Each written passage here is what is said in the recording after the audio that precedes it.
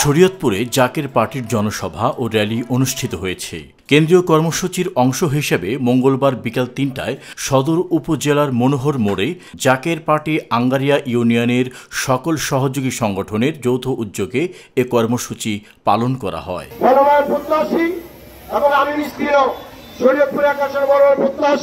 জনসভায় প্রধান অতিথি হিসাবে বক্তব্য রাখেন জাকের পার্টির শরীয়তপুর জেলার সভাপতি বাদল কাজী। বিশেষ অতিথি হিসাবে বক্তব্য দেন জিয়াউর রহমান, কামাল হোসেন সোয়াল, দেলোয়ার হোসেন সর্দার এবং আজিজুল ইসলাম শিকদার সহ আরো অনেকেই। প্রত্যেকটা ইউনিয়নে আমাদেরকে কর্মসূচি করার হুকুম দিয়েছেন। সেই কর্মসূচির হুকুম মাথায় নিয়ে আজকে আমার এই আঙ্গারিয়া ইউনিয়নের এই জনসভা।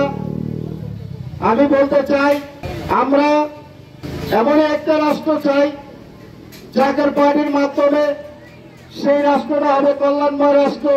জাকের পার্টি হচ্ছে একটি আদর্শ পার্টি, কারণ আমাদের কারো বিরুদ্ধে সমালোচনা এটা আমাদের আদর্শ নয়। অনুষ্ঠানের সভাপতিত্ব করেন জাকের পার্টি শরীয়তপুর সদর উপজেলার সভাপতি মোহাম্মদ মুজিবুর রহমান ও সঞ্চালনা করেন জাকের পার্টির যুব ফ্রন্টের কেন্দ্রীয় নেতা মোহাম্মদ হারুন ব্যাপারী। জাকের পার্টির আদর্শ ও কর্মসূচি তৃণমূল পর্যায়ে ছড়িয়ে দেওয়া ও সংগঠনের কার্যক্রম আরও গতিশীল করার প্রত্যয় ব্যক্ত করেন আলোচক বৃন্দ।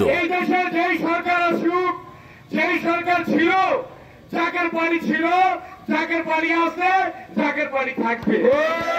জাকের পার্টি ক্ষমতায় যায় নয়, জাকের পার্টি ক্ষমতার বাইরে থেকে রাজনীতি করতেছে। সভা শেষে একটি বর্ণাঢ্য র্যালি বের করা হয়।